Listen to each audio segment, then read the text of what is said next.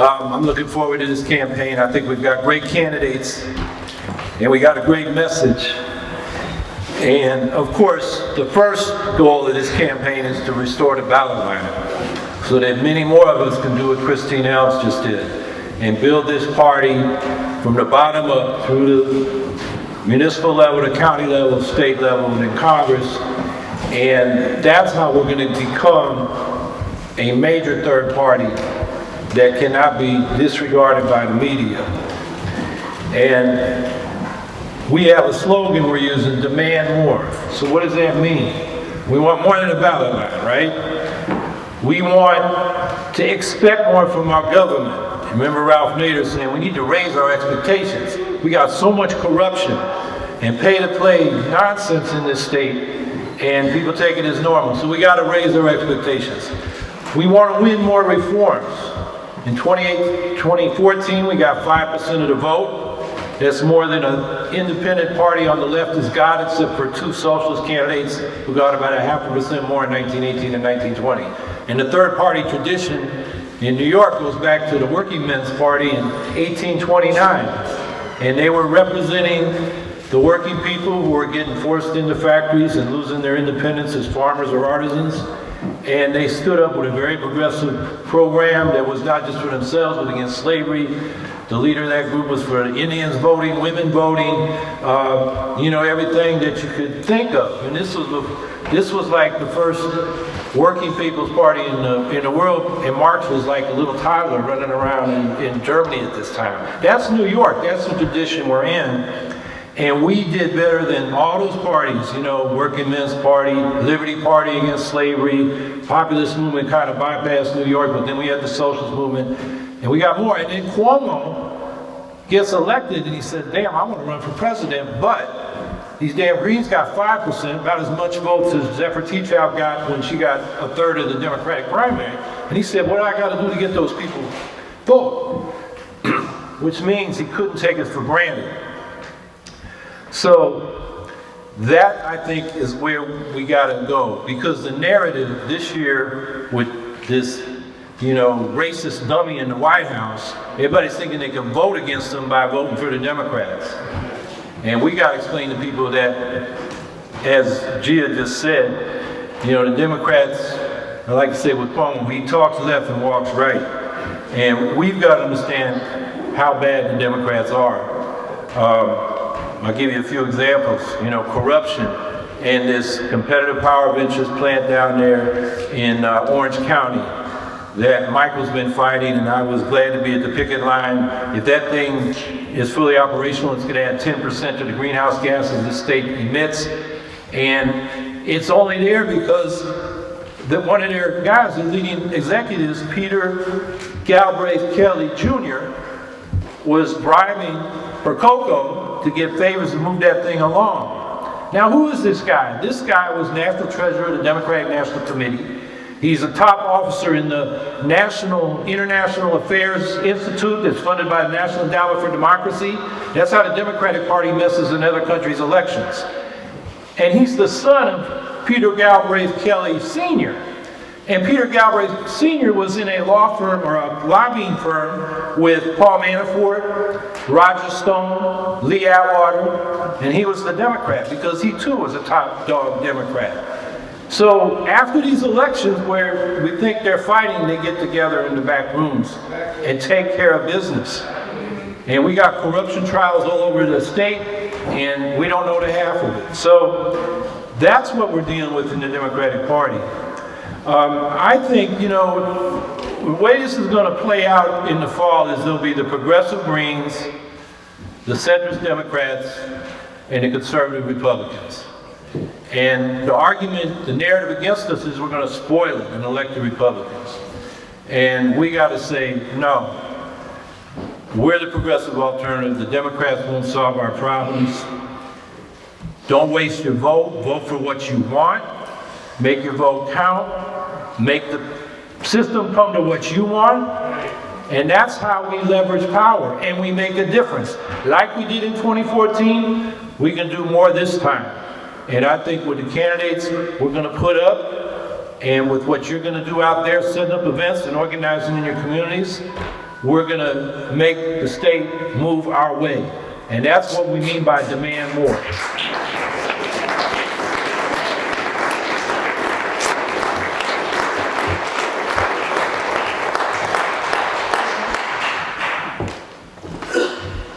Okay, questions for Howie?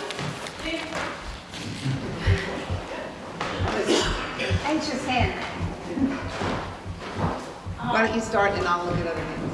If you could talk about, I feel like Governor Cuomo has been, I don't know, almost famous for building new jails and just expanding our criminal justice system. You can kind of talk about your plans to address that. And I just wanted to know, I realize we should talk about what's demanding more. I think that we the people have been so tolerant of mediocrity for so long, and I really appreciate you kind of bringing that idea to the forefront. Yeah, I thought I was going to go first and last, so I kept writing notes on here. I got like 40-minute speech here. And that was one thing I was going to elaborate on. But to talk about the criminal justice system, I think Alice Green laid out the program. And I've got all those things in our platform on the website, from the bail abolition to the Truth, Justice, and Reconciliation Commission, which when we delivered that to Governor Cuomo 4 years ago in the Capitol building at his office, I was there with Alice. And I think we not only have to stop the damages done by the war on drugs, we got to repair the damages. And that's what that commission would do. As she said, get people to testify as to what's going on, what's happened, and what's needed. And, you know, Cynthia Nixon's got a lot of grief for saying, oh, we'll put people in the marijuana business since they went to jail. Now they can be in the marijuana business, and that's reparations. And there might be a little part of it, but, you know, I think people are going to want to talk about housing, jobs, rebuilding their neighborhoods, desegregating the society. I mean, this state is the most segregated housing in the nation, the most segregated schools. It's not Mississippi, it's New York State. New York City is one of the top 3 in terms of segregation. My city of Syracuse, for cities between 100,000 and 1 million, is the most segregated. We are number 1 in the number of the proportion of blacks and Latinos in high poverty census tracts, and we're 5th for whites, which means it's a class issue as well as a race issue. And, you know, I would just say, you know, when we're talking about, you know, identity politics versus class politics, because you can't have class politics unless you erase racism, which divides us. That's a central issue, and I think that's something that we've got to address, and that's why the criminal justice issue is so important. So.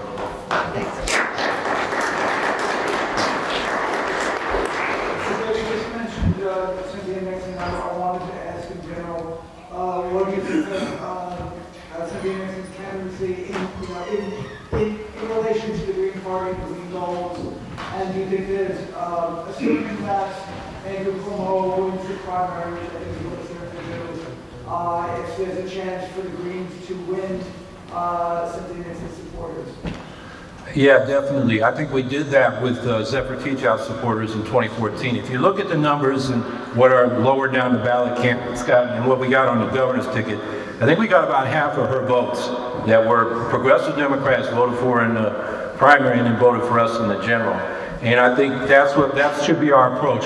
You know, if they're a Democrat and they want to vote in the primary, say fine, vote for Cynthia Nixon.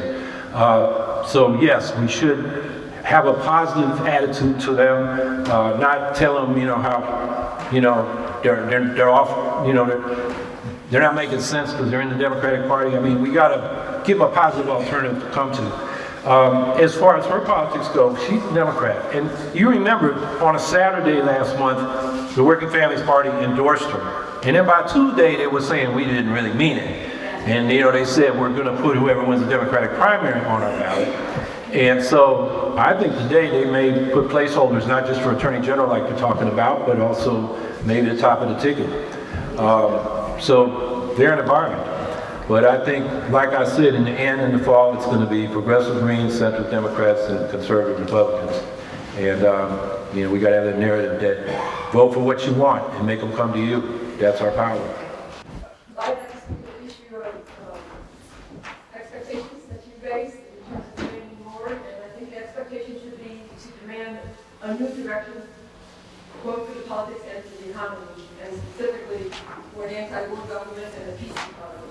And I think it could be a general slogan that could be made use of at the level of government that would draw a lot of people in right now. There's a lot of concern about war. We have, I was mentioning to you the Niagara Air Base, for example, legacy of clothes is being used, one, to refuel bombers for the bombing Yemen, and two, for drones. And there's a whole plan in place to turn it into a solar farm to provide more jobs and energy. What do you think about that? Well, framing slogans is difficult, and we're still working on that. The demand more, I didn't get to the third thing. We want to demand, expect more from the government, win more reforms, but we want more than piecemeal reforms. We need systemic change.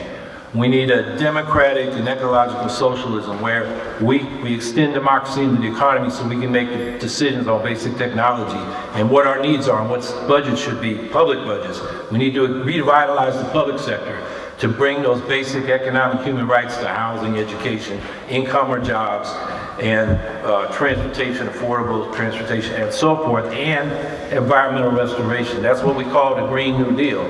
That's a slogan we use. So we want to elaborate on that. And the militarism, look, it is an issue for the governor. I condemn Cuomo for announcing a trip, you know, as people were being shot at the border fence, and then tweeted the day that there was that massacre of 61 at the border fence of Gaza that he should cancel that trip and send a message that, you know, that's unacceptable.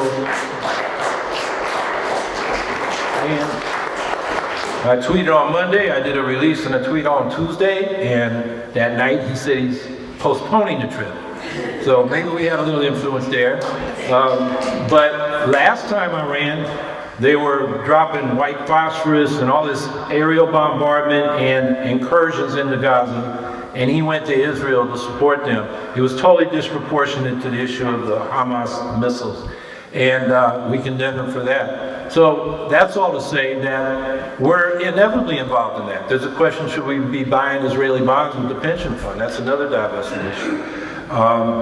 And as we've talked about the military budget, and Mark was mentioned earlier, it's a drain on the state, and we are basically running out of time. I'm seeing the time.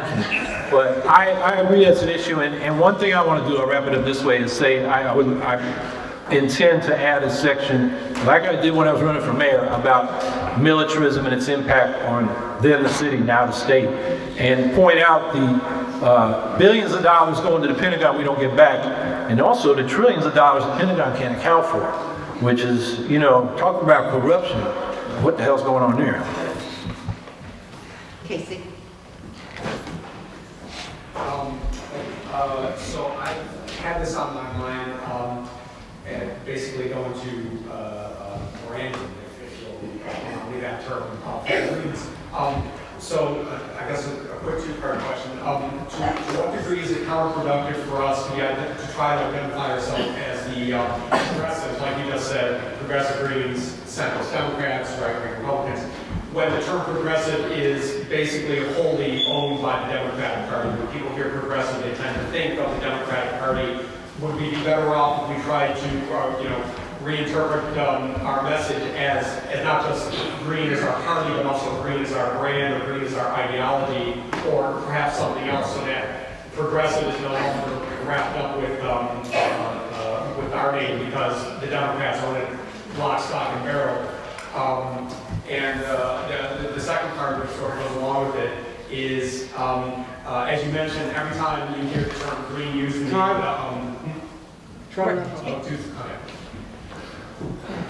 Well, that gets back to the label and slogans question, which is always difficult. I think if you poll progressives, more people in the country call themselves progressive than any other label. So I think we want to speak to them on that basis.